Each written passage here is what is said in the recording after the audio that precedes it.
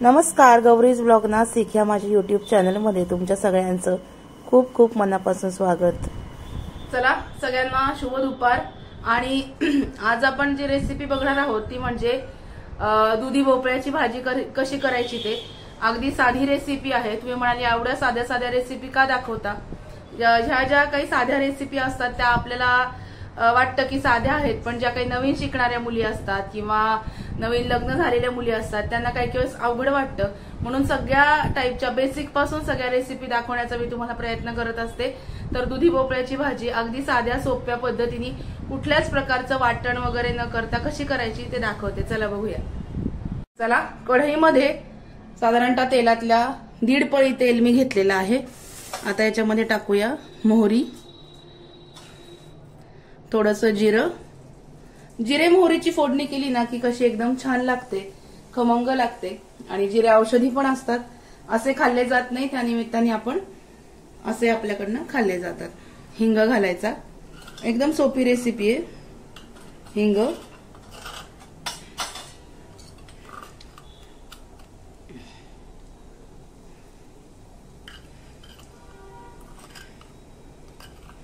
हिंग, हळद अगदी रंग पालटेल एवढी घालायची, खूप डार्क रंगाची ही भाजी करत नाही मी, थोडीशी हळद घालते। अगदी फिक्कट पिवळ्या रंगाची जी भाजी असते खूप छान लागते। 2 ते 3 लसणाच्या पाकळ्या ठेचून फोडणीत घालायच्या। 2 ते 3 लसणाच्या पाकळ्या ठेचायच्या आणि फोडणीत घालायच्या। अगदी तुम्ही सांडशीमध्ये चिमट्यामध्ये धरून जरी अशा नुसत्या ठेचून घेतल्या तरी सुद्धा चालेल, ह्या टाकायच्या फोडणीमध्ये। आता याच्यामध्ये टाकायचा कढीपत्ता। कढीपत्ता आमच्याकडे छान कढीपत्त्याचं छान झाड लावलं होतं मी, वाढीस लागलंय आणि छान हिरवागार असा कढीपत्ता त्याला छान यायला लागलाय।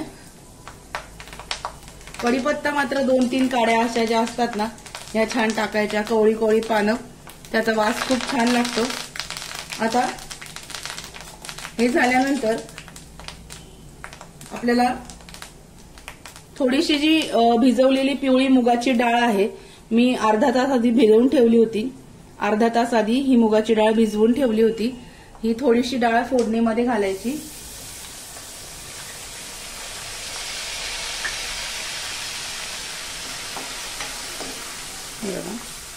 फोडणीमध्ये घालायची। आणि आता ज्या भोपळ्याच्या फोडी आहेत आपण चिरून घेतलेल्या, साल काढून घ्यायचं। बिया निब्बर असतील तर बिया काढून टाकायच्या, बिया अगदीच कोवळ्या असतील तर बिया ठेवल्या तरी सुद्धा चालतात। पण त्याच्यासाठी भोपळा जो आहे तो अतिशय कोवळा लागतो, निब्बर बिया याच्यामध्ये भाजीमध्ये घालत नाही, म्हणजे बियांसकट भोपळा चिरायचा नाही। साल काढून घ्यायचं आणि बारीक बारीक फोडी करून घ्यायच्या। हे बघा, हे आता मी हलवून घेते।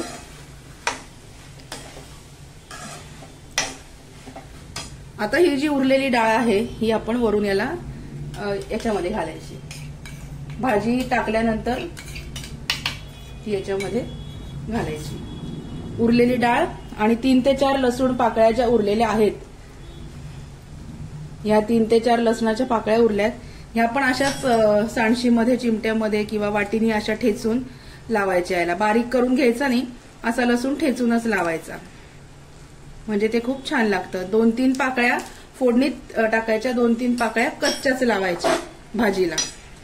आता ही भाजी एक छान मस्तपैकी हलवून घेऊया।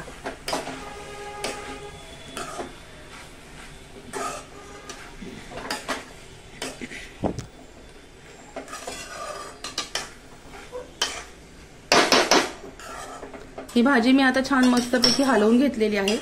याला एक दणदणीत वाफ काढायची आणि मग याच्यामध्ये आपण लाल तिखट आणि काळा मसाला थोडा घालणार आहोत। गुळ पण मी घालत असते, कारण आमच्याकडे आंबट गोड भाजी, गोडसर भाजी लागते। आंबट गोड नाहीये ही, गोडसर भाजी लागते, त्याच्यामुळे गुळ ऑप्शनल आहे। तुम्हाला नाही आवडला तर तुम्ही नाही घातला तरी सुद्धा चालेल।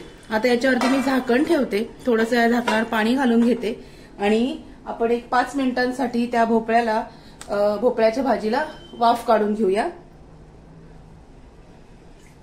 कोरड्या भाज्या असतील तर शक्यतो झाकणावर पाणी घातलं तर मग त्या बुडाला लागत नाही। आता एक 5 मिनिटांसाठी याची वाफ काढून घेऊ आणि मग बोलते तुमच्याशी.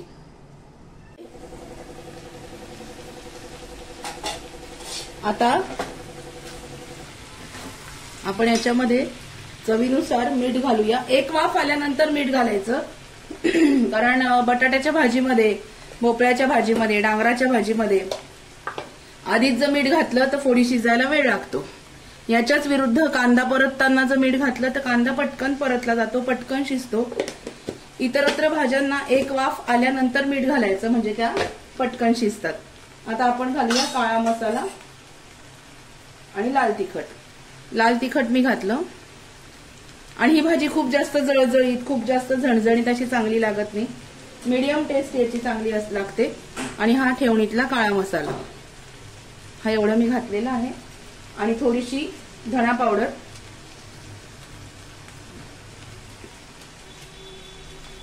हे घातल्यानंतर ही भाजी छान हलवायची.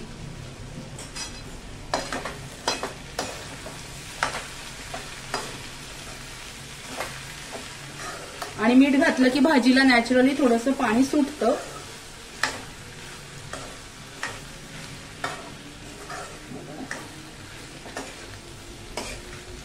ही भाजी छान हलवायची. आणि आता याच्यामध्ये गुळाचा खडा मी टाकणार आहे. तुम्हाला मी सांगितलं आमच्याकडे थोड्याशा गोडसर भाज्या लागतात. गुळ तरी पण ऑप्शनल आहे, तुम्हाला नसेल आवडत तर तुम्ही नाही घातला तरी सुद्धा चालेल. गुळाचा खडा मी याच्यामध्ये टाकला. आणि ही भाजी छान हलवून घे.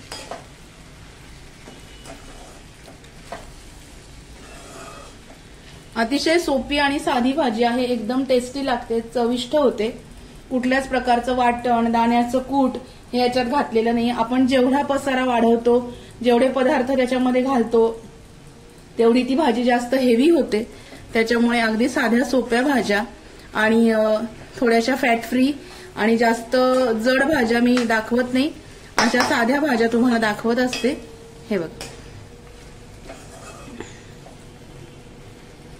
आणि दाण्याचं कूट घातलं की मग ती काय होतं, जरा जड होते ती भाजी, हेवी होते. त्याच्यामुळे दाण्याचं कूट वगैरे घालत नाही. आणि नॅचरली डाळ जर घातली तर कूट वगैरे घालायची गरज पडत नाही. ती नॅचरली घट्ट होते भाजी, थोडीशी दाटसर होते.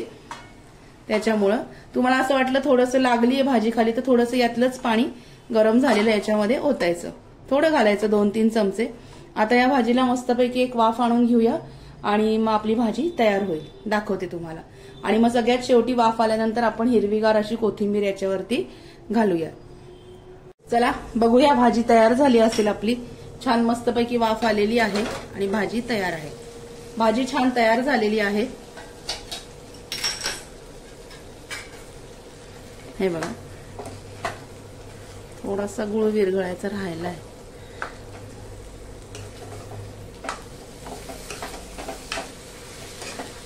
हे बघा, भाजी मस्त तयार आहे.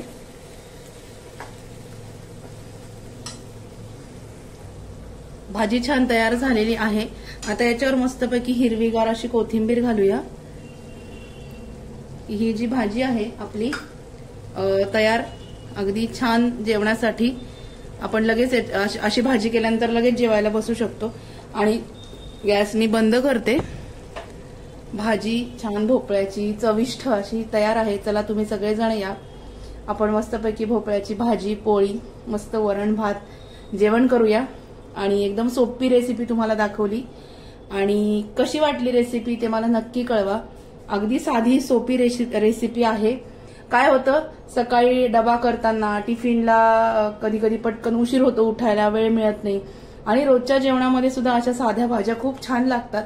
तर नक्की करून बघा. व्हिडिओ आवडला असेल तर व्हिडिओला लाईक, शेअर आणि सबस्क्राईब करायला विसरू नका. भेटूया अशाच नवीन व्हिडिओमध्ये नवीन विषयाबरोबर उद्याला. तोपर्यंत स्वतःची काळजी घ्या.